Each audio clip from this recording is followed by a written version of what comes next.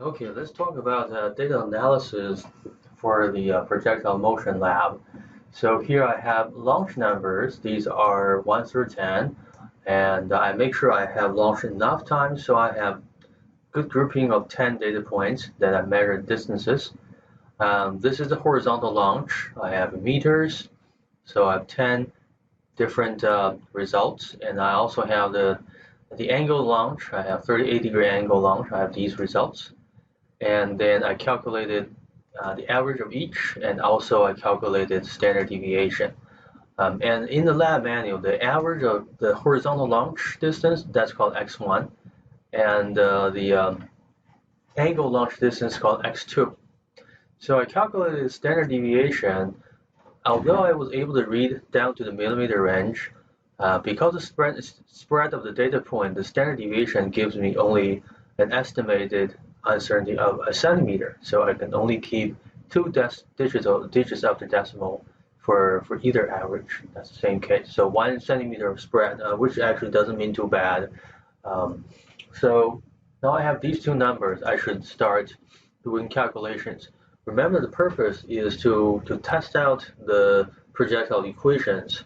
So if the equations work, then we should be able to use it to make predictions of the angle launch outcome. So if I can predict the 3.15 meters with theory, then the theory should work. So all the calculations, those are related to predictions. So one more measurement, the launch height. As I mentioned in the lab setup videos, the launch height is measured from the floor to the bottom of the inside of the barrel. That's where the bottom of the ball was captured, right? It's right inside of the barrel. So I measured 1.17 meters. And this bottom does change slightly if you angle the barrel. So I ignored that change, which is maybe a centimeter or so. And I also have included the angle, and I included the angle in radians because all the Excel trigonometric functions are using radians. I really don't have to show all these digits because my angle can only be as accurate as a degree using the apparatus to measure the angle. So I'll just keep 2 decimals for radians. And then launch speed. So to calculate launch speed, we look at the average distance of a horizontal launch. So as you may imagine, the faster the launch speed, the longer the horizontal distance, right? So the horizontal distance and also the vertical distance, they're both involved in the calculation. And that is this equation 6 from the lab manual. So as you can see, the horizontal distance x1 is multiplied with this square root g over 2 initial vertical distance. So this is the calculation. I just typed in, so this x1 here, the 9.81 over twice that.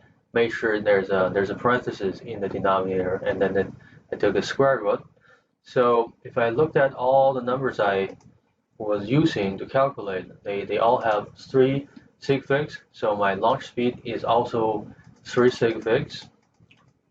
Make sure you do that. Now that I covered in the video, if you're not doing it, the grader will take some points off.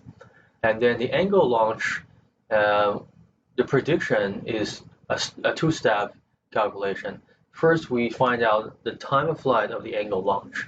This is different from time of flight of the horizontal launch. If you angle your shot, your time of flight is actually getting longer. So this calculation is relatively long, and it has its plus and minus sign. I know which sign to take in order to get the positive time is actually one of those signs.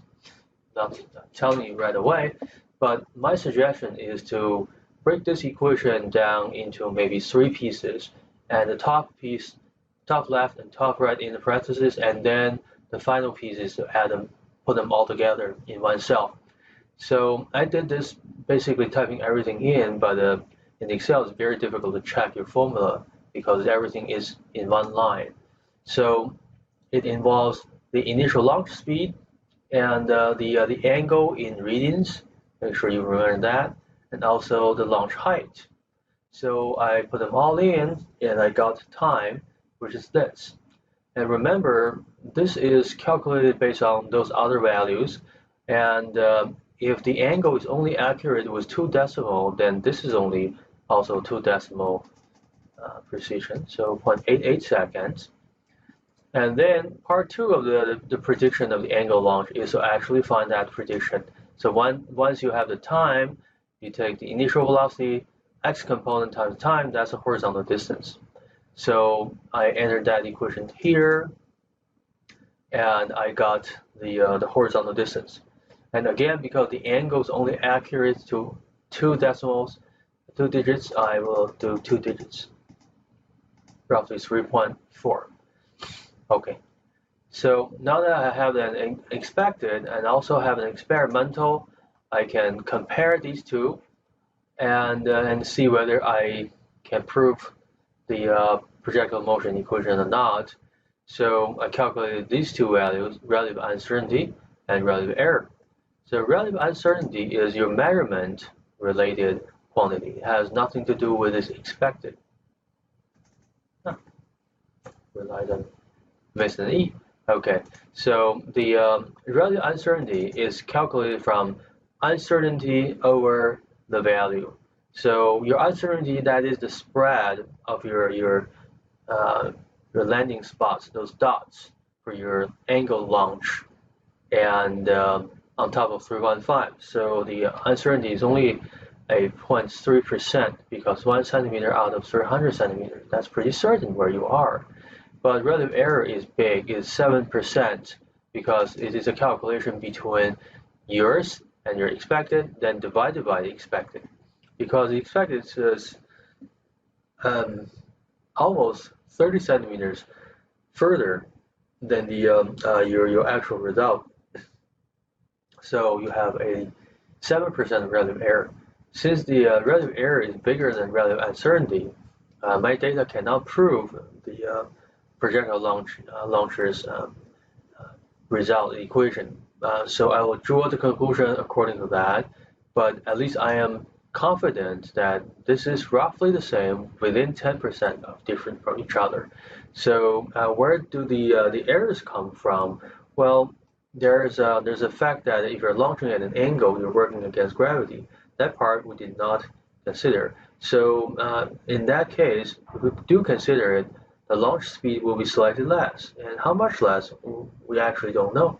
So that is one factor. Another factor is there might be some air resistance, so I do not know. And I ignored certain things such as air resistance and the different launch speed at different angle. And also I ignored the launch height may change when you angle the barrel. So it is good to discuss what you may have ignored, you decided to ignore, and whether it could affect your results or not. Okay, so this should be all I needed from analysis.